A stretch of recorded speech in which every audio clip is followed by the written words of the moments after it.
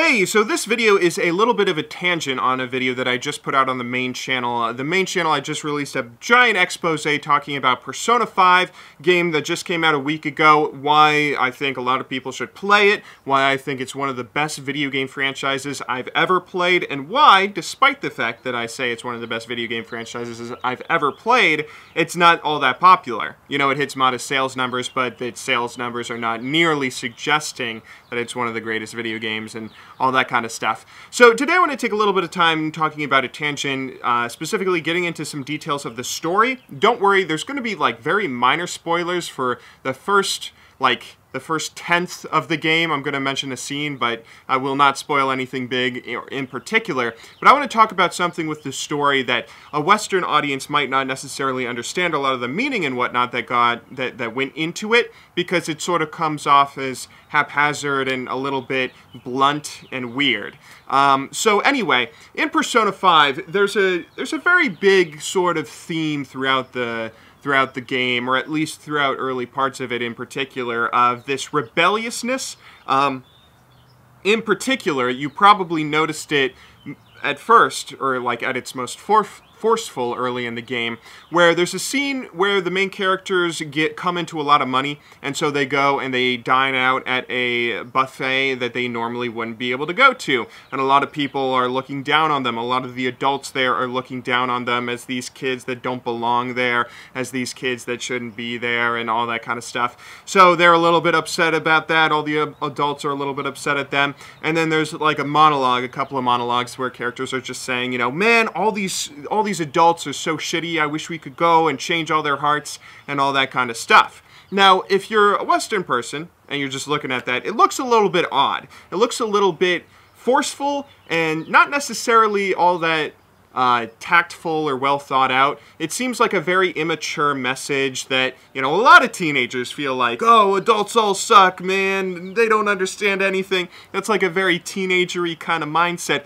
and to the game's credit, the main characters are teenagers, but that's not why they're doing this. The meaning behind those kinds of speeches and the meaning behind those kinds of moments in the story go a little bit deeper and are not quite as immature and surface level as you might first think.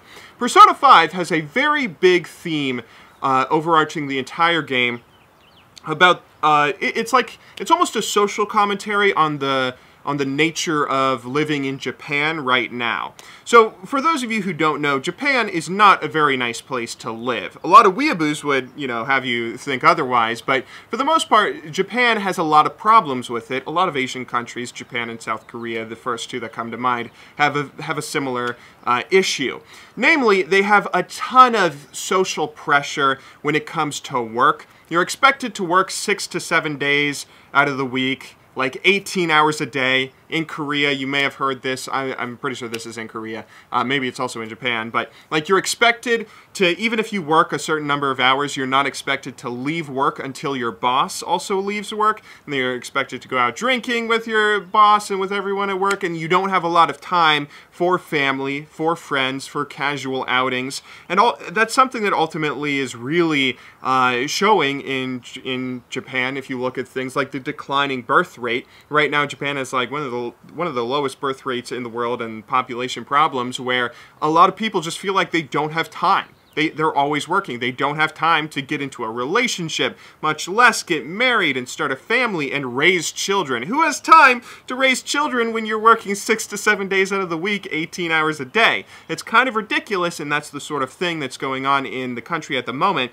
and that's just one of the big problems of Japan. There's also just a bunch of different things that I'm not a Japanese person. I've never lived in Japan myself, but as is my understanding through articles and everything that I've read and been told, there's a lot of weird things that you may not pick up on, like I hear that it's also frowned upon in society if you're self-employed. In Japan, you're expected to like go to school and all that, and then go into the workforce, and then just go into the workforce and stay working at whatever job, stay at whatever company forever. There's not a lot of movement between companies, and it's frowned upon if you're self-employed. If you go and strike off on your own, that's a big difference between Japan and America. In America, you're sort of encouraged to be self-employed and, you know, have a rags to riches kind of story, but in Japan, Japan, it's sort of expected that you just sort of stay in the economic class that you're in. If you're middle class, you're expected to stay middle class. If you're poor, you're expected to stay poor.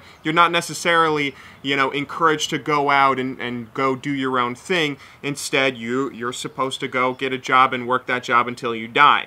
And so naturally, this is a pretty depressing thing, particularly for a lot of young people in Japan. In the West, there's a lot of young people that feel like they're born into a bad situation. In America, in particular, you know, a lot of young people feel like they were born with the country having this massive national debt, born into this terrible housing crisis, born into, you know, all the debt that they have to rack up going to college, and all these things where a lot of people feel like, you know, life isn't fair. What I was born into is not how the world should be run. And Japanese youths also feel a very similar way, where they have a lot of, you know, living in Japan is not a very nice thing. Japan's also been in a bit of a recession for a really long time, too. I mean, they used to have this huge economic boom after World War II, but, you know, that sort of slowed down as other people have started coming into the tech sector in the West, like Amazon and Google and Microsoft and Facebook.